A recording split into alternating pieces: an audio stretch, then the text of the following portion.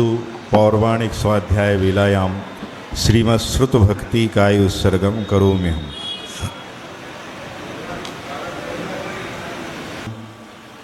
तिहुवणतिलयं देवं वन्दितातिहुवणिन्दपरिपूज्यं वोच्चम अणुपेहाओ भवे जनानंद जननीयो।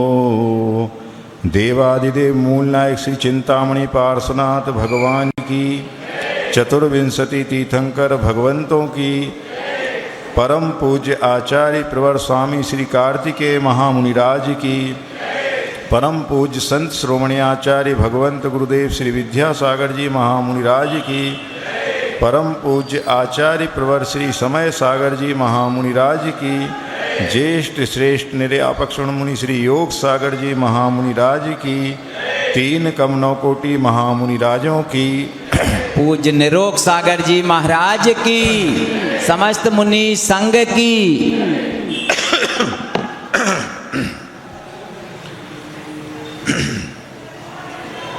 कल पूज्य बड़े महाराज जी के द्वारा 13वें नंबर की गाथा हो गई,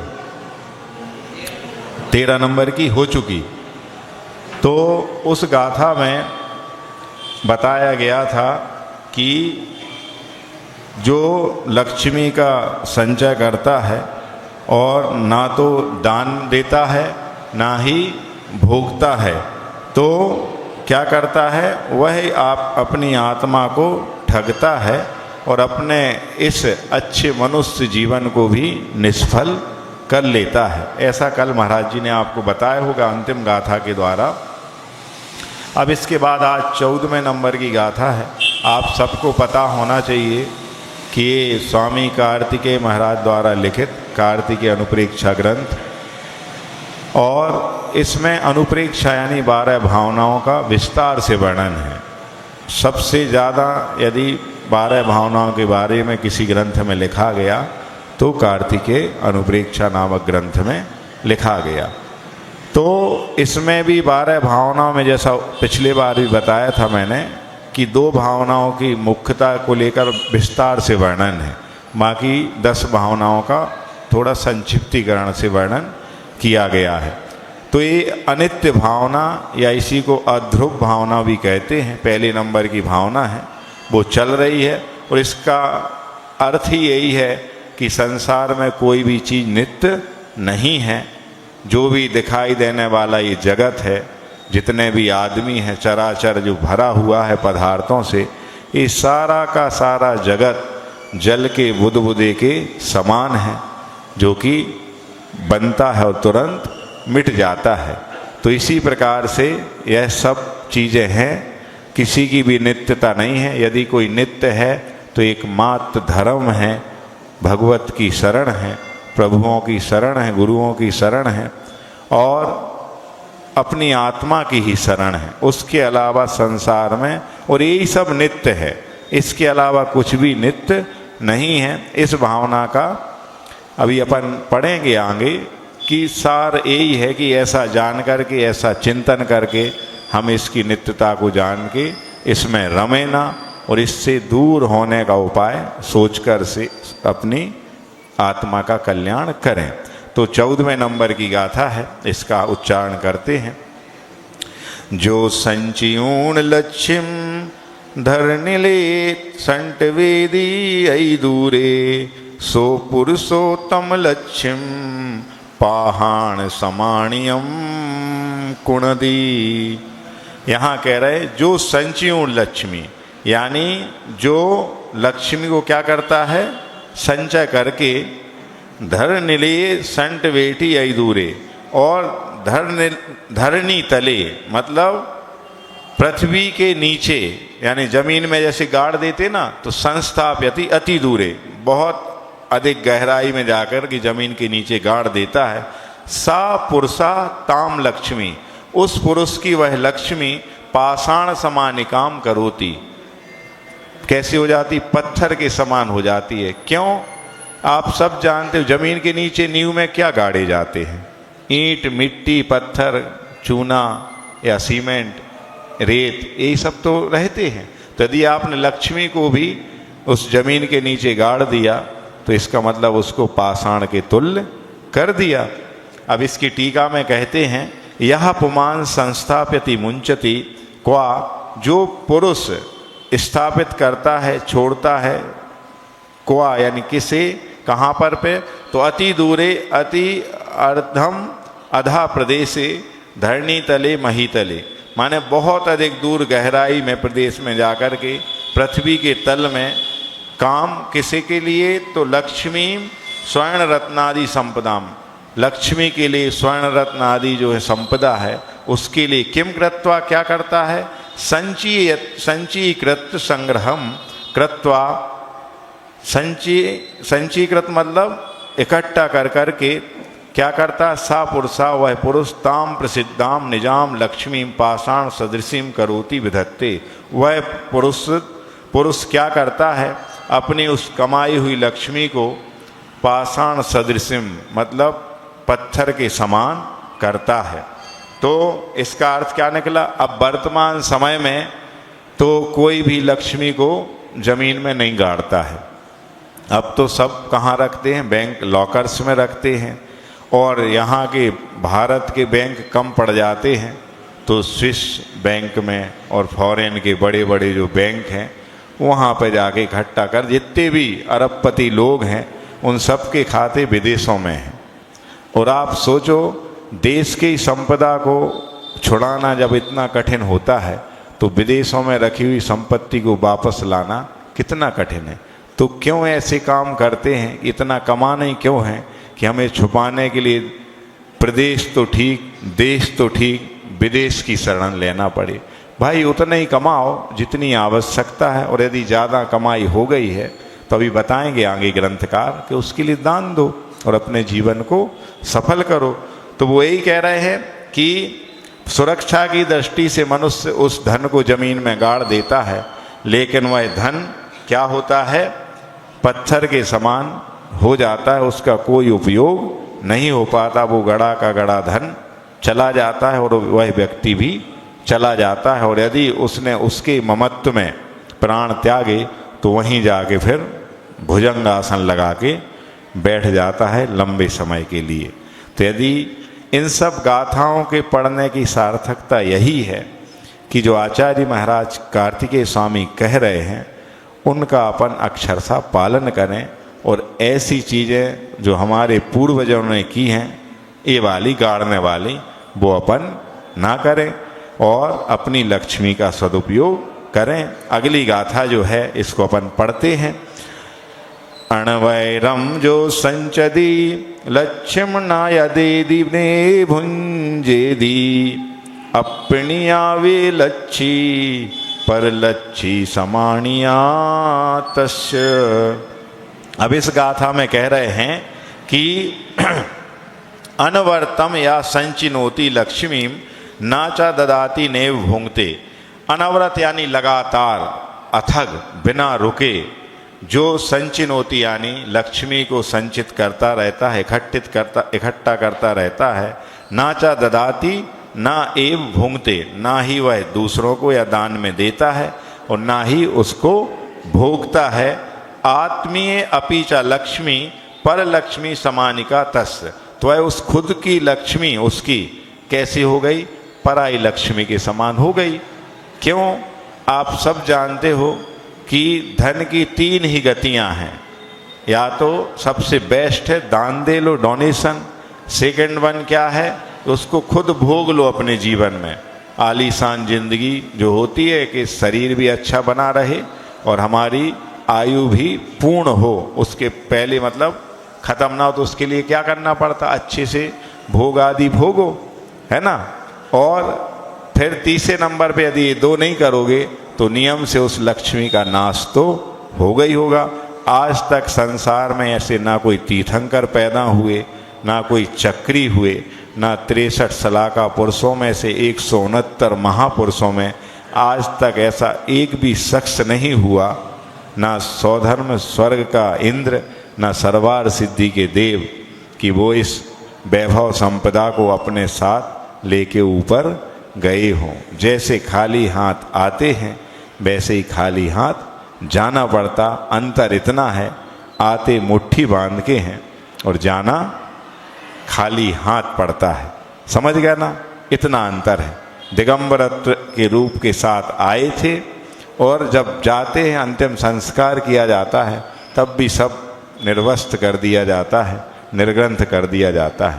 तो ये सारी भाग दौड़ जो है जीवन से लेके मरण के बीच की, वो किसके लिए है भैया? जब पता है खाली हाथ जाना है, कुछ भी साथ नहीं ले जाना है, तो इतनी भाग दौड़ आखिर किसके लिए? सोचो, दिन रात लगे रहते हैं अपन केवल आजीविका में। 8 घंटे तो शास्त्रोक्त बताया है कि हम अपने 24 घंटों को विभाजित करें तो 8 घंटे धर्म के लिए, 8 घंटे कर्म यानी आजीविका के लिए, पेट पालने के लिए, और 8 घंटे अपने शरीर परिवार आदि के लिए। पर ऐसा कोई नहीं करता है। 8 की 16 घंटे दुकान चलती है, लेकिन धर्म के 8 मिनट भी बहुत मुश्किल से मिलते हैं। तब सोचो क्या साथ जाएगा, धर्म जाएगा कि धन जाएगा? ये आप समझ लो। महाराज तो 491 गाथाओं में समझाएंगे आपको। अभी 15वें नंबर की गाथा चल रही है, टीका है इसकी।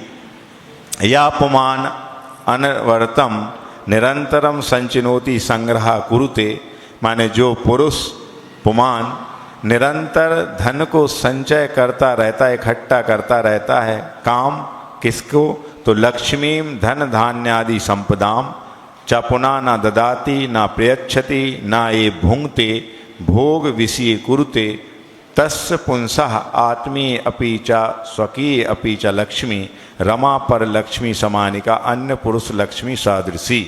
मतलब जो लगातार लक्ष्मी का धन का संचय करता रहता है, ना किसी को देता है, ना ही उसको भोग पाता है, तो वह व्यक्ति क्या कर रहा है? अपनी खुद की संपदा को, लक्ष्मी को, रमा को क्या कर रहा है?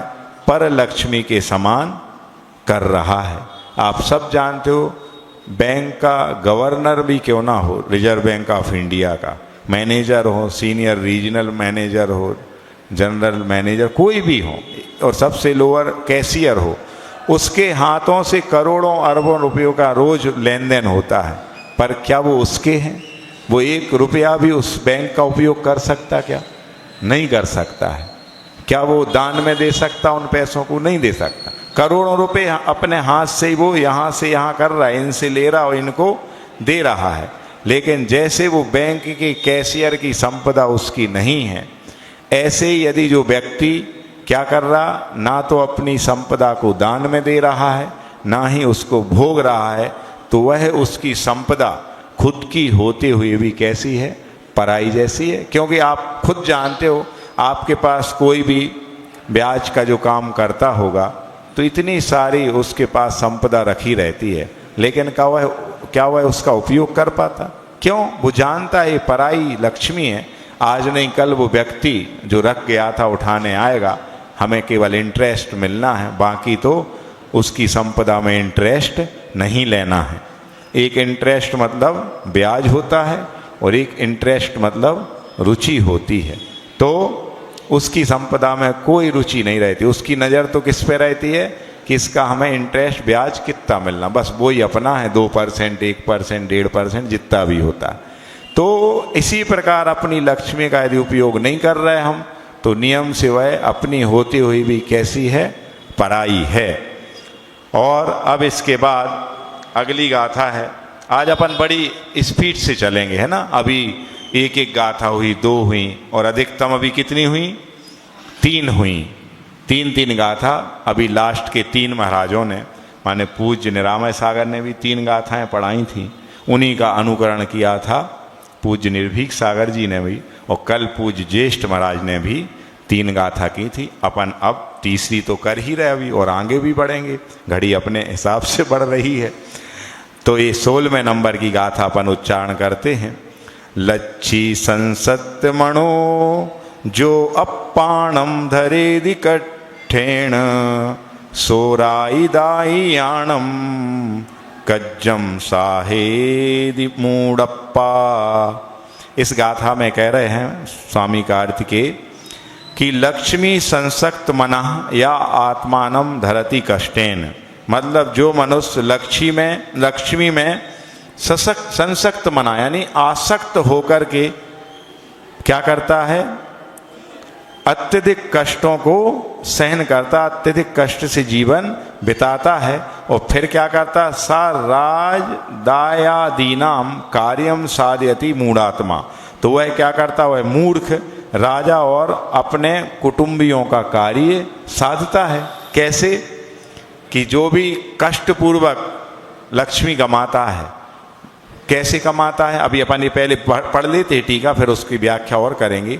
यह पुमान लक्ष्मी संसक्त मना लक्ष्म्याम संसक्तम आसक्तम मनश्चित्तम यस्य सा तथा उक्तः आत्मानं स्वप्राणिनः कष्टेन बहिर्गमन जलयान कृषिकरण संग्राम प्रवेशन आदि दुखेन धरति बिभर्ति सा मूढ़ात्मा अज्ञानी जीवा साधयति निष्पादयति किम कार्यम कर्तव्यम केशाम राजदायादीनाम राज्ञाम भूपतिनाम गोत्रीणाम चा। इसका अर्थ क्या निकला कि जो पुरुष संसक्त मना यानी आसक्त होकर के बड़े कष्टों के साथ लक्ष्मी को क्या करता, इकट्ठा करता, कमाता है, अपना चित्त उसी में लगाए रखता है, तो वह व्यक्ति स्वप्राणिनम कष्टेन अपने प्राणों को कष्ट में डाल करके, कैसे कष्ट में डालता है, आप सब ने शास्त्रों में पढ़ा है कि फलाने राजा फलाने सेठ जी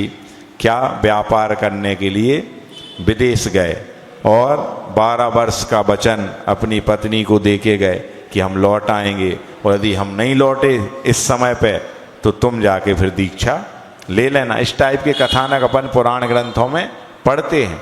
तो वो व्यक्ति 12-12 साल के लिए, 14-14 साल के लिए धन कमाने के लिए दूर जहाज़ों की यात्रा, उस समय विमान तो चलते नहीं थे, तो ये पानी के जहाज़ों से जा कर के, और आपने ये भी देखा है कि वो जो व्यक्ति चारु कीर्ति का कथानक आता है कि कितने धन को संचय किया और फिर जाके वो जहाज फिर डूब जाता है, फिर वो कमाता है, फिर लुटेरे लूट लेते, फिर ये होता, फिर ऐसा करता रहता। तो एक तो बाहर जा कर के धन को कमाना पड़ता है, तो अपने सब यानी पत्नी को, कुटुंब को, रिश्तेदारों को, अपने उस कर्म भूमि को छोड़ कर के, जन्मभूमि को छोड़ कर के बाहर जाना पड़ता, तो यही सबसे बड़ा कष्ट है। दूसरा क्या, जलयान आदि से यात्रा करनी पड़ती है, तो पूरे जीवन खतरे में ही रहता है, कब समुद्र में वह जलयान तूफान आए और डूब जाए, है ना, तो ये भी कष्ट होता है। और फिर क्या लिख रहे हैं, कृषि आदि करता है जब व्यक्ति, तो आप सबने देखा है कि वह किसान ज्येष्ठ की तपती दोपहरी में भी उस भूमि को सुधारता रहता है आषाढ़ की तैयारी करने के लिए। और आपने किसी कवि की वो पंक्तियाँ सुनी भी होंगी कि मतलब उसका अर्थ यही है कि वह धूधू जलती है तवा समान, फिर भी करता काम खेत पर बिना किए आराम किसान। न उसके पास पूरे वस्त्र होते हैं ओढ़ने के लिए, छाता माता तो दूर की बात है, और फिर भी वह किसान कृषि को करने के लिए इतनी कड़कती ठंड में, इतनी तपती दोपहरी में भी उस खुले आसमान के नीचे काम करता है। और किसान की तो छोड़ो, यहाँ तो बहुत कम लोग किसान होंगे, लेकिन अपन सब व्यापारी वर्ग बैठे हैं, तो वाणिज्य करने के लिए भी कितनी मेहनत करना पड़ती है, कितना मेंटेनेंस मिलाना पड़ता है। भले आप संकल्प पूर्वक उपवास ना करें, लेकिन जब सीजन चलता है तो ऐसे कई उपवास हो जाते हैं, पर उसमें किसी को कष्ट का अनुभव नहीं होता। कष्ट का अनुभव तो कब होता, जब महाराज जी ने कोई प्रायश्चित आदि में उपवास दिया हो, या आपको कहा हो कि भाई आप चतुर्दशी करने लगो, आप 60-65 साल के हो गए हो, है ना, आप तो साधो आत्मा को, कब साधोगे, तो बड़ा कष्ट होता फिर उपवास करने में। कहते कि महाराज जी दिन तो निकल जाता है, लेकिन रात तो इतनी लंबी लगती है कि कब दिन हो, सुबह हो, और हम बिल्कुल पारना उठते ही साथ कर लें, होता कि नहीं होता। तो वो वाणिज्य में भी बहुत कष्ट सहन करना पड़ते हैं। फिर और जो सेना आदि में होते हैं, राजा की सैनिक आदि जो होते हैं, उनके भी क्या होता है, केवल बच्चों के पेट पालने के लिए, घर को चलाने के लिए उनको अपनी जान तक दांव पर लगाना पड़ती है। तो संग्राम में प्रवेश करने आदि में उस व्यक्ति को बहुत अधिक दुख होते हैं, लेकिन वह अज्ञानी जीव क्या करता है, अपना ये सब कष्ट सहता रहता है। और किसके लिए सहता रहता है, तो आप सब जानते हो कि वह धन कहाँ चला जाएगा। यदि वो खुद नहीं भोग पाया तो या तो कुटुंबियों के लिए जाएगा। कहते ना कि हमने 7 पीढ़ियों के लिए धन कमा के रख दिया है, पर आपने ये नहीं सोचा कि 7 पीढ़ियों का तो पुण्य है कि उनको ऐसे दादा परदादा मिल गए, लेकिन वो दादा परदादा तो नरक के अलावा कहीं नहीं जाएंगे। क्यों? स्पष्ट कहा गया है कि जो राजेश्वरी सो नरकेश्वरी, मतलब जो राजा पद पे बैठा हुआ मर जाता है तो नियम से नरक जाता है। क्यों जाता है? क्योंकि उमा स्वामी तत्वार सूत्रकार कह रहे हैं, बहुत आरम बहवारम परिग्रहत्वम नारकस्यायुषा। बहुत आरम और बहुत परिग्रह क्या है? नरक आयु के आश्रव के कारण नरक में ले जाने वाले हैं। तो ऐसी जिनने 7 पीढ़ियों को रख दिया है जमा करके, तो वो कहाँ जाने वाले हैं? नियम से नरक में जाएंगे। कब? जबकि उनने उस धन से अपनी आसक्ति को नहीं छोड़ा है तब। और यदि उनने आसक्ति छोड़ दी है, समझ लिया ये मेरा धन नहीं है और मैंने ये जिंदगी भर पाप किया है, इसका प्रायश्चित क्या है, तो व्रत संयम नियम लेकर ही संलेखना पूर्वक मरण करेंगे हम, तभी इस जन्म के पाप इस जन्म में कट पाएंगे। ऐसा यदि जो बुद्धिमान कर लेता है तो भैया जिंदगी भर का कमाया हुआ पाप उसके साथ नहीं जाता है। वरना धन तो यहीं रखा रह जाएगा, लेकिन धन के पीछे कमाया हुआ पाप जन्म जन्मांतर तक आपका बिल्कुल साथ देगा।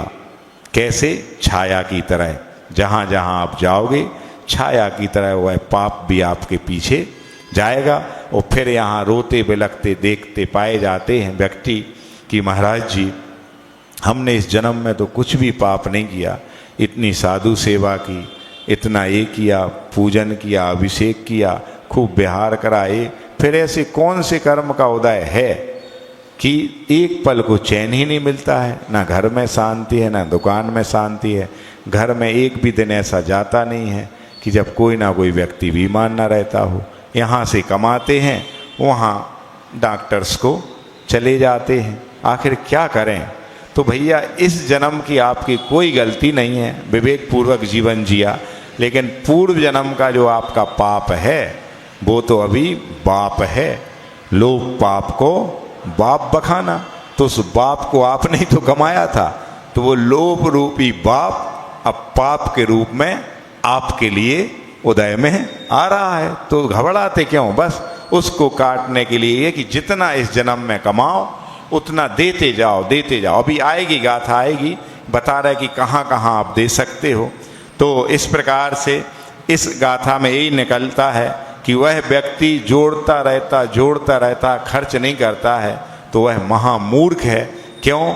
वो व्यक्ति जोड़ते जोड़ते मर गया और वो धन छोड़ गया, तो वो किसको मिलेगा? या तो उसकी पीढ़ी को, कुटुंबियों को मिलेगा, परिवार वालों को मिलेगा।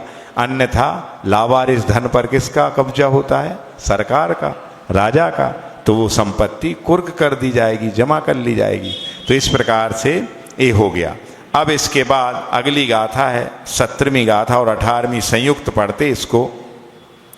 जो वड्ढारदि लक्ष्यम बहुवे बुद्धिले तिप्पेदी सवारंभम कुब्बदी रत्ति दिनम तम पिचिंतेयी नाय भुंजरि बेलाये चिंतावत्तो न सुबधिरणीये सोदासत्तम कुब्बदी बुमोहिदो लच्छी तरुणीये।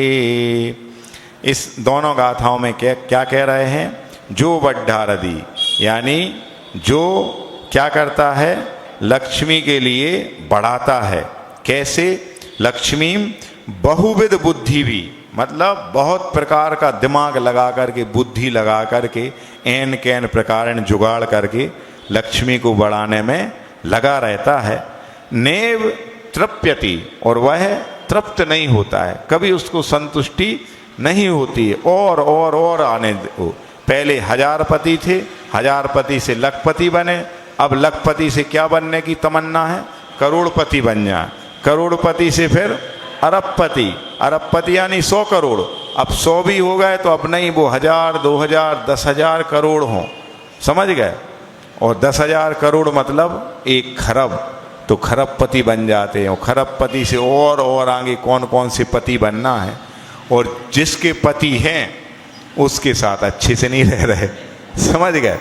वो लक्ष्मी जिनका पति बनना चाह रहे हैं, वो लक्ष्मी ऐसी चंचला है, वेश्या सम लक्ष्मी कहा गया, या का कौन पतियारा, कोई पति नहीं है उसका। उस बिना पति के लक्ष्मी के पीछे हम दिन रात भाग रहे हैं। और जिस लक्ष्मी या जिस पत्नी को 7 फेरे लेकर के लाए थे उसकी तरफ कोई ध्यान नहीं है। उसके साथ मुश्किल से 8 घंटे रहे थे, 10 घंटे, और लक्ष्मी रूपी पत्नी के लिए 10-12 घंटे दे रहे। और वो ऐसी है कि हमेशा अपनी पीठ दिखाती है, मुक्त उसका उस ओर रहता है जिस ओर की व्यक्ति का पुण्य होता है। समझ में आ रही बात? जब एक विद्वान ने पूछा व्यक्तियों से कि आप बताओ लक्ष्मी अच्छी लगती है, यानी अमीरी अच्छी लगती है कि गरीबी अच्छी लगती? तो कोई भी होगा वो कह देगा कि अमीरी अच्छी लगती है। तो उनसे कहा गया कि आप वो सामने दोनों लक्ष्मी आई और कौन आई, माने गरीबी आई। और उनसे कहा गया कि अब इनमें यदि वो विद्वान थे तो कहते हैं कि यदि हम लक्ष्मी को अच्छा कहेंगे तो ये गरीबी जो दरिद्रता है ही रूठ जाएगी, कि आप विद्वान होके भी उसका पक्ष ले रहे हो। और यदि भूल से हमने दरिद्रता तो कह दिया दरिद्रता को कि ये अच्छी है, तो लक्ष्मी कहेगी कि अरे हमारे गुणगान दिन भर गाते रहते थे और वक्त आने पे आप दरिद्रता का साथ दे दिया। तो वो विद्वान तो थे, पंडित जी थे, तो उन्होंने क्या किया कि सामने वो वृक्ष दिखाई दे रहा है तो उसको छू के आओ तुम दोनों। और बस वो दोनों लौट के आई तो पूछा बताओ कौन अच्छा दिखता है? तो उन विद्वान महोदय ने क्या कहा कि लक्ष्मी से कहा, दरिद्रता से कहा पहले कि तुम जब जाती हो ना तो जाती हुई अच्छी लगती हो। और लक्ष्मी से क्या कहा, जब तुम आती हो तो बहुत अच्छी लगती हो। और ऐसा ही तो है भैया जीवन में कि जब धन आता है तो व्यक्ति फूला नहीं समाता है, और जब जाता है कहते ना कि जब लक्ष्मी आती है तो आदमी की छाती चौड़ी हो जाती, तन जाता है सीना, और जब जाती वो तो लात मार के जाती है तो कमर झुक जाती, पूरी छाती जो फूली थी पुचक जाती है। समझ गए? तो इस लक्ष्मी का कोई भरोसा नहीं है। इसके पीछे आप फिर भी मानते थोड़ी हो, कितने भी प्रवचन सुना दिए जाए, कितने भी कथानक बता दिए जाएं, लेकिन वो कथानक वो प्रवचन किन के लिए हैं? अपने बाजू वाले में बैठे हुए व्यक्तियों के लिए हैं, अपने पड़ोसी के लिए हैं, अपने रिश्तेदारों के लिए हैं, या फिर महाराज जियों के जो भक्त हैं उनके लिए हैं। हम तो अभी कम वक्त हैं, है ना? कम वक्त मतलब हमारे पास इस धर्म ध्यान करने के लिए, अच्छी बातों को सुनने और पचाने के लिए वक्त कम है, इसलिए हम कम वक्त हैं। आ रही समझ में? तो जिस दिन वक्त आपको मिल जाएगा इन चीज़ों के लिए तो वस्तु स्थिति समझ में आ जाएगी, और उसी से आपके नव जीवन का क्या स्टार्टिंग प्रारंभ हो जाएगी, स्टार्ट हो जाएंगे आप धर्म की ओर। तो यहाँ पे वो कह रहे हैं कि वह नैव तृप्यति, वह संतुष्ट नहीं होता है। सर्वारंभम कुरुते रात्रि दिनम तम अपि चिंत्यति, दिन रात आरंभ करता, व्यापार करता है, और दिन रात क्या करता है? चिंतमान रहता है, चिंता में डूबा रहता है। नाचा भुंगते बेलायाम चिंता अवस्था ना स्वपिति रजन्याम सा दासत्वम कुरुते विमोहिता लक्ष्मी तरुण्याम। मतलब वह व्यक्ति क्या करता है जब तृप्त नहीं होता है, 6 प्रकार के 80-80 कृषि, विद्या, वाणिज्य और शिल्प, ये 6 प्रकार के कर्म करता रहता है और रात दिन उसी की चिंता में रहता है। ना तो समय पे खाता है, ना ही समय पे सोता है, और वह इस प्रकार से लक्ष्मी पर मोहित हो जाता है जिस प्रकार से कि युवती पर या तरुणी पर कोई व्यक्ति मोहित जब हो जाता है तो वह जैसे नाच नचाती है वह व्यक्ति वैसे नाचता है। वो तो एक हद तक छोड़ देती है, वह छोड़ देता है, लेकिन इस लक्ष्मी रूपी तरुणी पर जो आसक्त हो जाता, मोहित हो जाता है, तो उसका साथ छूटना बहुत कठिन होता है। ऐसी आपने 12 भावना में भी पढ़ा, दूसरी 12 भावना में शायद भूधर दास की है ना, कि मोह महामद पियो अनादि, भूल आपको भरमतवादी। ऐसी मोह रूपी मदिरा पी रखी है कि हम अपने आप को भूल गए और संसार में भ्रमण कर रहे। सब कुछ जानते हुए हम रोज 12 भावना पढ़ते हैं, लेकिन पढ़ना और जीवन में उतारना दोनों में बहुत अंतर है। कुछ भी नहीं आया, एक भावना को भी ले लिया और यदि हमने उसको जीवन में अपना लिया तो बाकी की 12 भावनाएं अपने आप जीवन में उतर जाएंगी। और हम रोज 12 भावनाएं 12 बार भी पढ़ते हैं तब भी कुछ होने वाला नहीं है। जब हम जीवन में लाएं तभी कुछ होने वाला है। तो इस प्रकार से यहाँ उनने मनुष्य की तुलना उस तरुण स्त्री के मोह से आसक्त व्यक्ति से कर दी है कि जो उसकी दास्ता करता है, उसके इशारे पर नचता है, वो जैसा कहती है वैसा वह करता जाता है।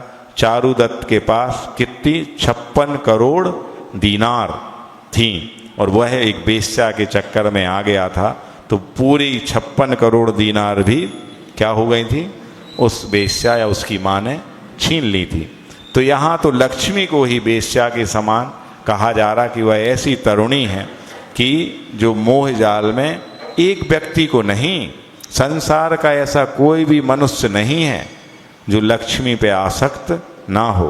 भले आप कह दो हमारे सामने कि महाराज जी हमें तो कुछ भी नहीं है, ना हम ज़्यादा उसमें डिपेंड हैं, ना उसमें हम अटैच हैं, हम तो जैसा करते कमाते हैं और हम ये कर देते वो कर देते। लेकिन आपको बता दें, दान वैसे तो 4 प्रकार का होता है, दान 4 प्रकार 4 संग को दीजिए, कहते ना ऐसा। कौन कौन से होते दान 4 प्रकार के? आहार दान और औसत दान और ज्ञान दान और अभय दान, आवास दान भी आता है, समझ गए? तो आहार और औषध एक में ही हो जाते, क्योंकि आहार को ही औषधि कहा जाता। जो अपने आचिसी कहते थे, जो अपने आहारों को ही औषधि के समान लेने लग जाता है तो उसको जीवन में औषधि लेने की आवश्यकता नहीं पड़ती। आप लोग बीमार क्यों होते हैं? तो अयमत्त भोजनाएं, अति गृद्धता के साथ अति मात्रा में जब आप भोजन करते हो तभी जाके बीमारियां आपको घेरती हैं। सारी बीमारियों की जड़ कौन है? पेट है। ये इसी पेट के कारण पूरा जीवन खपाना पड़ता। कहते पापी पेट का सवाल है, समझ रहे? इसलिए हमें कमाना पड़ रहा है। तो भैया पेट कितना बड़ा है, पेट के लिए कमाओगे तो ज़्यादा नहीं कमाना पड़ेगा, लेकिन पेटी की चिंता में पेट को भूल जाते हैं और इस पेट को क्या बना लेते हैं। सबने वर्तमान में क्या बना लिया? पेट को कब्रिस्तान बना लिया। कब्रिस्तान यानी जिसमें मुर्दों को गाड़ा जाता है। तो हमने इस पेट में किसको गाड़ रहे हैं? संगी पंचेंद्रियों जीवों को घात करके, जो कि fast food, junk food, bakery ये बनाई जा रही है, तो उन जीवों को मारा गया और मार करके आपने पेट में गाड़ लिया, यानी खा लिया। तो मरे हुए जीव जहाँ गाड़े जाते वो क्या है? कब्रिस्तान। तो हम सब के पेट, जिनने भी fast food, junk food, bakery नहीं छोड़ी है, उन सब के पेट नहीं है। क्या है? कब्रिस्तान है, शमशान, मुक्ति धाम है। जे मुक्ति धाम तो हर कोई देख लेता, श्री राम मुक्ति धाम, लेकिन वास्तविक जो मुक्ति है वो तब मिलेगी जब हम अपनी इन इंद्रियों पे, इन मन पे, विषयों पे कंट्रोल करेंगे और अपने जीवन को सात्विक बनाते जाएंगे। तो दान 4 प्रकार के होते हैं और दान की महिमा यही बताई कि जो जितना जितना देता जाता है उतना उतना और पाता जाता है। देखा आपने कि यदि आप खाते जाओ और पच नहीं रहा हो तो फिर क्या खा पाओगे? नहीं खा पाओगे। लेकिन जो खाएगा, पचाएगा, निष्कासित करेगा, उसको फिर भूख लगेगी। तो ऐसा ये है कि आप जितना जितना कमा रहे हो उतना उतना हिसाब से देते जाओ, तो उतना ही उतना कई गुणित आपको पता हो कि जाके आप एफडी करते हो बैंक में तो 7 साल या 8 साल में डबल होके आती, दुगना, ब्याज से पैसा दुगना हो जाता है। यदि उसी को आपने व्यापार में लगा दिया तो चौगुना हो जाएगा, समझ गए, उन 8 सालों में। और यदि उसी को बीज के रूप में वपन कर दिया खेत में तो वही 100 गुना 1000 गुना फल के आएगा, 1 बोरा का 10 बोरा आएगा, समझ गए, आता कि नहीं आता। लेकिन यदि उसी को हमने परोपकार के कार्यों में दान में दे दिया तो वह अनंत गुणा होकर के एक भाव में नहीं, जिस भाव तक आपको मुक्ति नहीं मिलेगी उस भाव तक वह दान दिया हुआ आपको काम में आएगा। और वही दान आपको इतना पुण्य का संचय करा देगा कि सारी ये चक्रवर्ती की वैभव संपदा है, तीर्थंकरों संपुण्य है, वो आपके जीवन में उदय में आएगा। हम इसके लिए नहीं कह रहे कि अपन को खूब पैसा फिर मिले और हम खूब भोगें, खूब सुखी रहें, खूब विलासिता का जीवन, इसके लिए नहीं।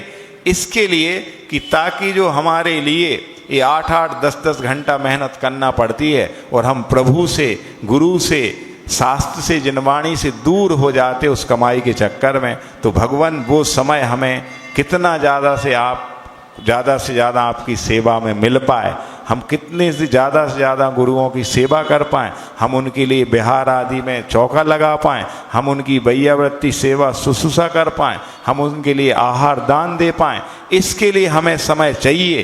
तो वो समय कब मिलेगा? जब हमारे पास पर्याप्त धन है और हमें कमाने की आवश्यकता नहीं है। जिसका पुण्य फलता है ना तो वो मिट्टी को भी छूता है तो सोना हो जाती है, और जिसका पाप कर्म का उदय आता है, जिसने खूब कमाया था पिछले जन्म में और दान नहीं दिया था, तो अब वो सोने को भी छुएगा तो क्या हो जाएगी? मिट्टी हो जाएगी। आप रोज पढ़ते हो सर्पो हार लता भवत्य सिलता सत्पुष्प दामायते संपद्देत, पढ़ते हो ना?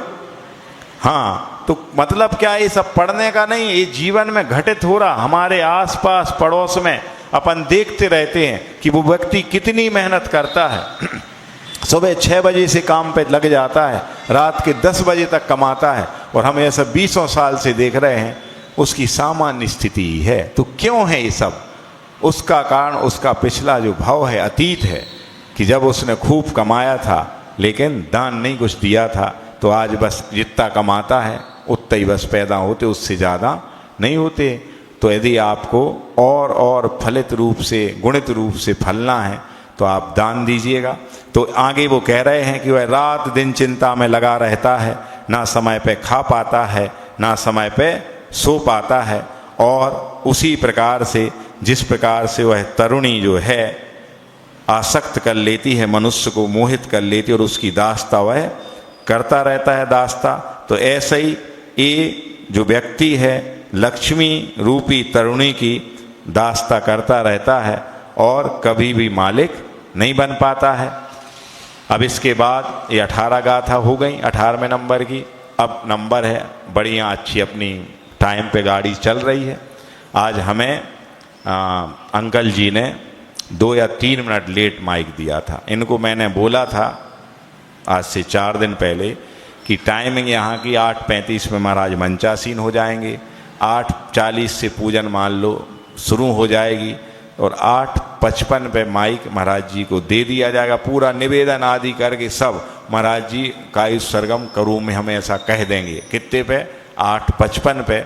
और 50 मिनट की क्लास अपन मानते हैं अंतिम मंगलाचरण सहित, तो बढ़िया 9:45 पर क्लास पूरी हो जाएगी, और शुद्धि आदि करके 10 बजे मुनिराज निकल जाएंगे सब, और आपको भी समय पे मिल जाएगा खाने।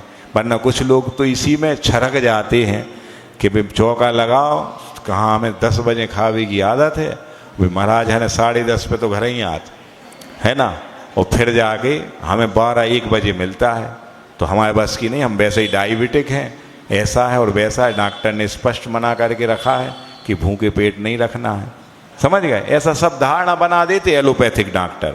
लेकिन आयुर्वेद कहता है आप व्रत उपवास कीजिए। उपवास चिकित्सा एक बुक आई थी, तो उसमें कैंसर जैसी बीमारियां, घातक बीमारियां भी उपवास की चिकित्सा यानी उपवास करने से क्रम से वो कैंसर जैसे रोग भी ठीक हो जाते। डायबिटिक वगैरह तो छोटी सी बीमारियां हैं, इनने अपन को घेर लिया है, हवा बना के रखे हैं।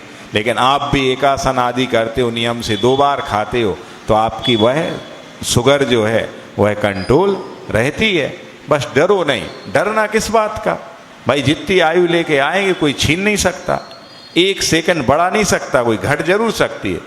अपनी अनपवर्त आयु नहीं है, अपवर्त आयु है। अपना घात हो सकता है, कदली घात यानी माने समय के पहले अकाल मरण जिसको बोलते वो हो सकता है। तो यहाँ पर कह रहे हैं कि इस प्रकार वह लक्ष्मी के बस में कैसे हो जाता व्यक्ति। अब आगे की गाथा है 19 नंबर की गाथा। जो वड्ढमान लक्ष्मीम अणवैरम देदि धम्मक जेसु सो पंडिये थुब्बदी तस्य विसहला हवे लच्छी।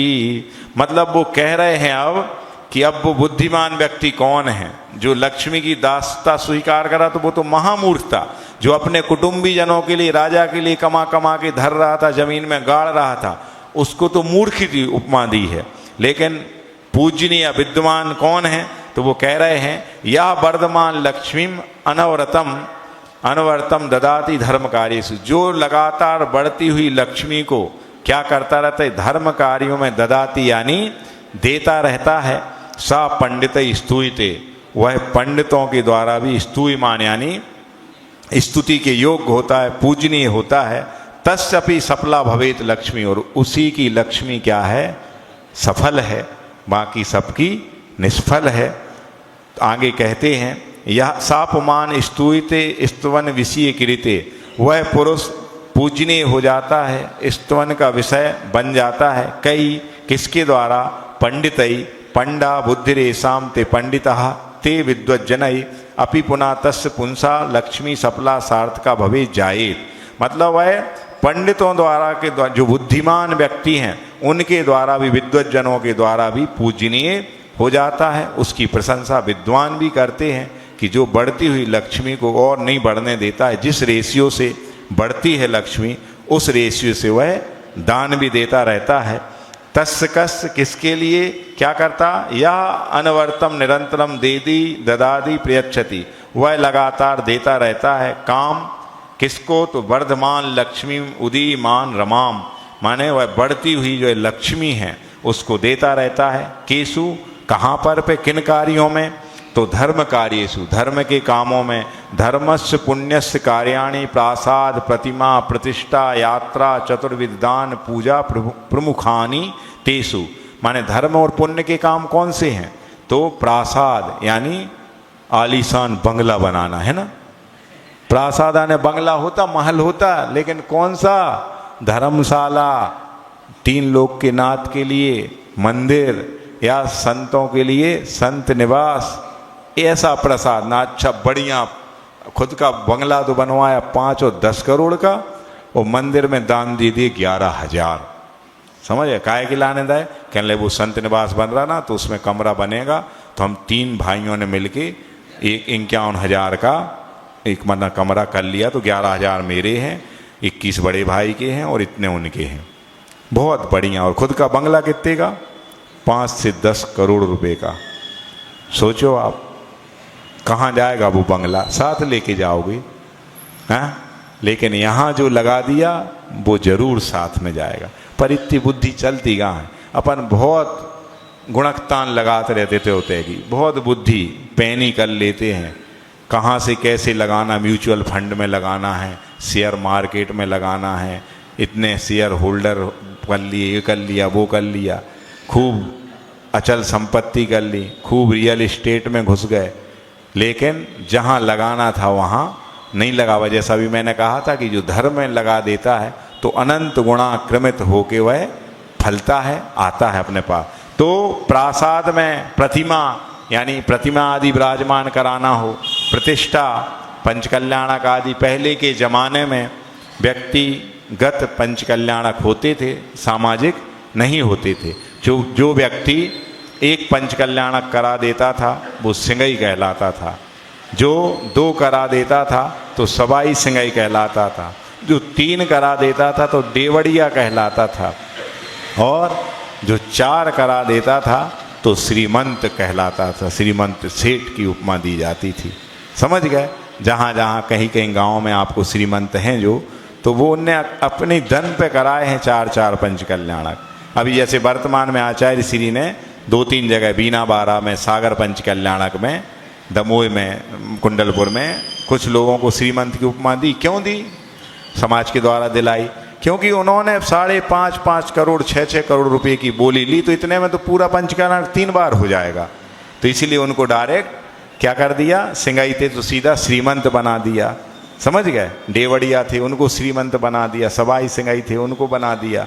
तो इस प्रकार से जो प्रतिष्ठा में लगाता है, यात्रा आदि धर्म की यात्रा कराता है और चतुर्विध दान देता है, पूजा प्रमुखानी, पूजन आदि के कार्यों में जो द्रव्य को लगाता है उसका ही धन सार्थक है, बाकी सब निरर्थक है। और आप देखते हो एक सिंधी समाज है हम सबके बीच में, उसमें विशेषता ये देखी जाती है कि उनके जो निर्धन व्यक्ति हैं तो वो सारे समाज के लोग उनको क्या कर देते हैं, पैसा दे देते हैं, और फिर ये कह देते कोई ब्याज नहीं चाहिए, बस आप कमा लो और कमा के वापस दे देना।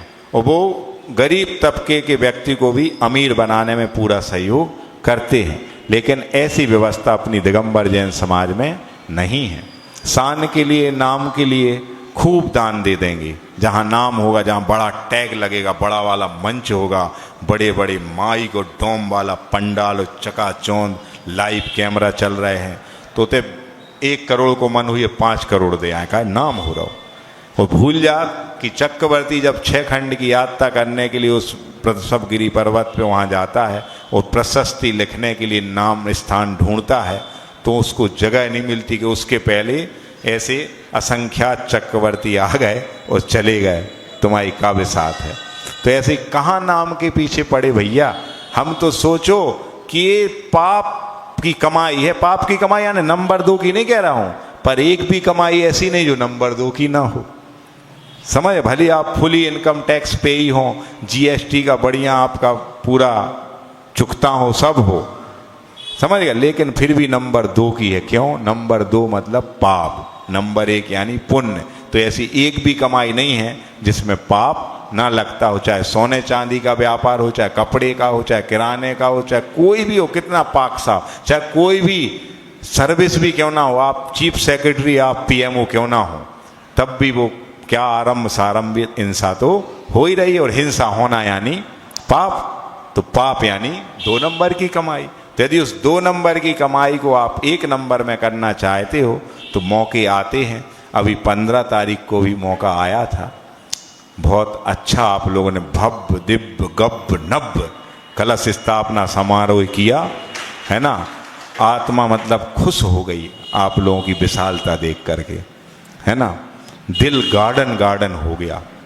हम लोगों ने लास्ट ईयर चतुर्मास किया था रहली में, 325 घर की समाज थी, वहाँ पे जाके 25 CR का काम हुआ था कलश स्थापना के दिन, और आप लोगों ने उसका 10% किया। समाज 10 गुनी ज़्यादा और डोनेशन 10वां हिस्सा, अपने आप में तारीफ़ काबिल। समझ गए?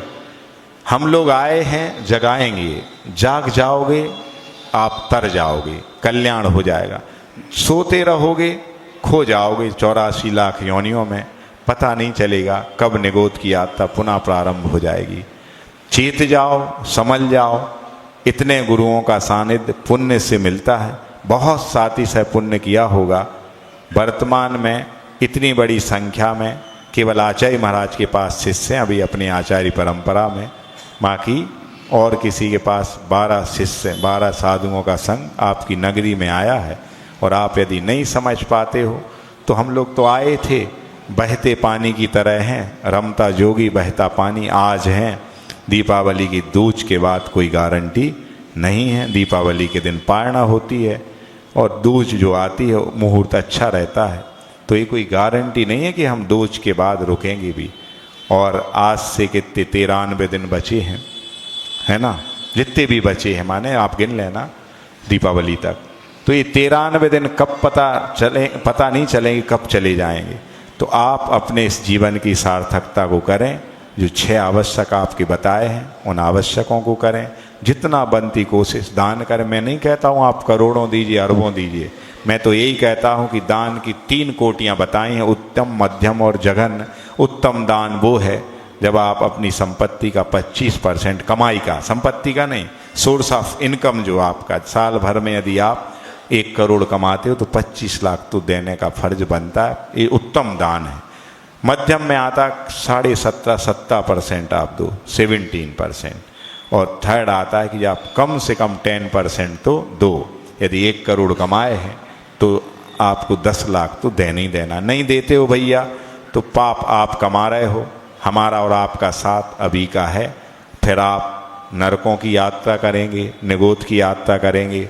और आपके साथी जो दानपति थे, दान दिया था, वो स्वर्गों से आपको संबोधने आएंगे कि काय बेटा कैसो लग रहा हो। जब तो नहीं मान रहे थे, हमने कही थी पहलो कलश ले ले, दूसरो ले ले, लेकिन जब तो सुहाने रहो, तो जब तो लक्ष्मी की दास्ता स्वीकार कर रहे थे। अब बताओ बेटा का हाल है। समझ गए ना। तो ऐसा ना होना पड़े। आप सब एक दूसरे के साथी बने और पुण्य बढ़ाने में साथी बने, और निरंतर आपका पुण्य बढ़ता जाए और ये जीवन मोक्ष की ओर चलता जाए, और एक दिन हम सबको मोक्ष की प्राप्ति हो। तभी इन भावनाओं को पढ़ने की, सुनने की सार्थकता होगी। इन्हीं भावों के साथ आचार्य भगवंत गुरुदेव श्री विद्यासागर जी महामुनिराज की पूज्य निरोग सागर